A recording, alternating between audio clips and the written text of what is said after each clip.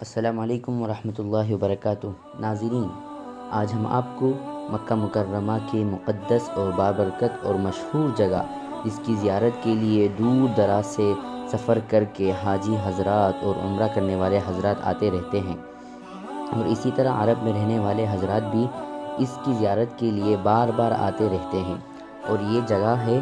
جبل نور، جو کہ مکہ مکرمہ سے 4 یا 5 کلومیٹر کے فاصلے پر واقع ہے۔ اور اسی پہاڑ میں غار حرا موجود ہے، جس میں نبی کریم صلی اللہ علیہ وسلم کو نبوت ملنے سے پہلے یہاں آ کر اللہ تبارک و تعالیٰ کی عبادت کیا کرتے تھے، اور اللہ تبارک و تعالیٰ کی پیدا کردہ تخلیق پر غور کیا کرتے تھے۔ انشاءاللہ آج ہم آپ کو اس کی پوری تفصیل بتائیں گے، اور پوری تفصیل آپ کو دکھائیں گے کہ کس طرح لوگ یہاں پر موجود ہیں۔ آپ خود دیکھ سکتے ہیں، لوگوں کی ہجوم اور بھیڑ آپ خود دیکھ سکتے ہیں کہ اتنے دور دراز سے کہ سخت دھوپ اور سخت ٹھنڈ میں بھی لوگ اس کی زیارت کے لیے خواہش اور عقیدت کے ساتھ آتے اور زیارت کر کے جاتے ہیں، اور لوگوں کو اس جگہ سے اور نبی کریم صلی اللہ علیہ وسلم سے اتنا عشق اور اتنا محبت ہے کہ اتنا نیچے سے اوپر بوڑھی عورت، نوجوان، بچے سب اس کی زیارت کے لیے آتے ہیں، اور چڑھتے چڑھتے سیڑھیوں میں چڑھتے چڑھتے تھک جاتے ہیں، لیکن پھر بھی تھوڑی دیر آرام کر کے پھر اوپر غار حرا تک جا پہنچتے ہیں۔ اس کی صرف یہی وجہ ہے کہ لوگوں کی نبی کریم صلی اللہ علیہ وسلم سے محبت، اور لوگوں کو نبی کریم صلی اللہ علیہ وسلم سے عشق۔ آخر کار نبی کریم صلی اللہ علیہ وسلم کی وہ جگہ کون سی ہے، وہ جگہ کیا ہے، اور وہ جگہ میں کیا کرتے تھے، اس کی زیارت کے لیے لوگ دور دراز سے آتے ہیں، اور بغیر کسی تکلیف کے، بغیر کسی پریشانی کے آ کے آپ زیارت کر کے جاتے ہیں۔ دیکھیے یہ جبل نور پہاڑ ہے، جو اب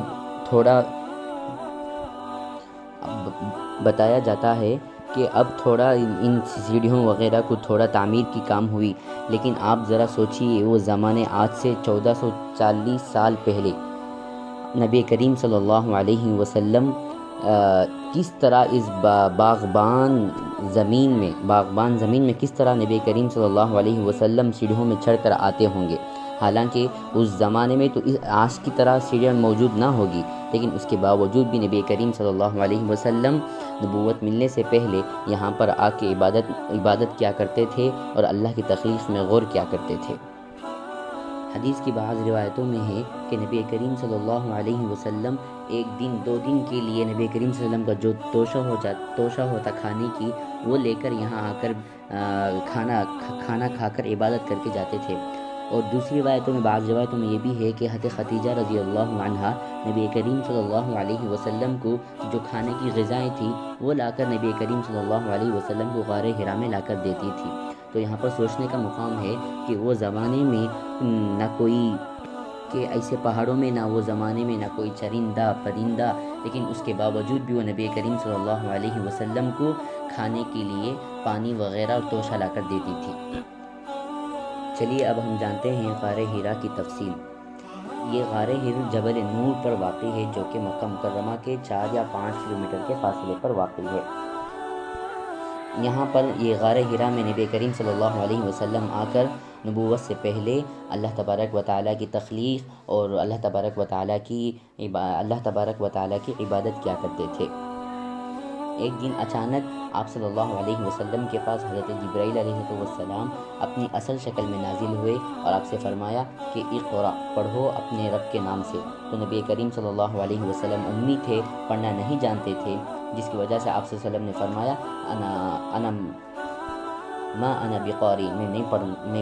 پڑھ سکتا۔ تو اسی طرح لگاتار 3 مرتبہ حضرت جبرائیل علیہ السلام نے اقرأ کر کے فرمایا، اس کے باوجود بھی نبی کریم صلی اللہ علیہ وسلم نے یہی جواب دیا کہ ما انا بقاری، میں نہیں پڑھ سکتا۔ اس کے بعد حضرت جبرائیل علیہ السلام نے آپ صلی اللہ علیہ وسلم کو اپنے سینے سے لگایا اور بہت زور سے دبایا، اتنی زور سے دبایا کہ قریب تھا کہ آپ صلی اللہ علیہ وسلم کی جان نکل جاتی۔ پھر جبرائیل علیہ السلام نے سورہ علق کی پہلی 5 آیت پڑھ کر سنایا، اقرأ بسم ربک الذی خلق خلق الانسان من علق اقرأ وربک الاکرم الذی علم بالقلم علم الانسان ما لم يعلم۔ یہ واقعہ پیش آنے کے بعد حضرت آپ صلی اللہ علیہ وسلم کانپتے ہوئے ڈرتے ہوئے گھر تشریف لے گئے واپس۔ جس طرح سردی میں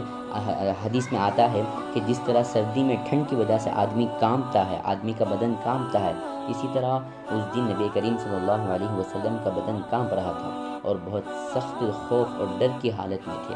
اور فرمانے لگے گھر جانے کے بعد زملونی یعنی مجھے چادر اڑاؤ۔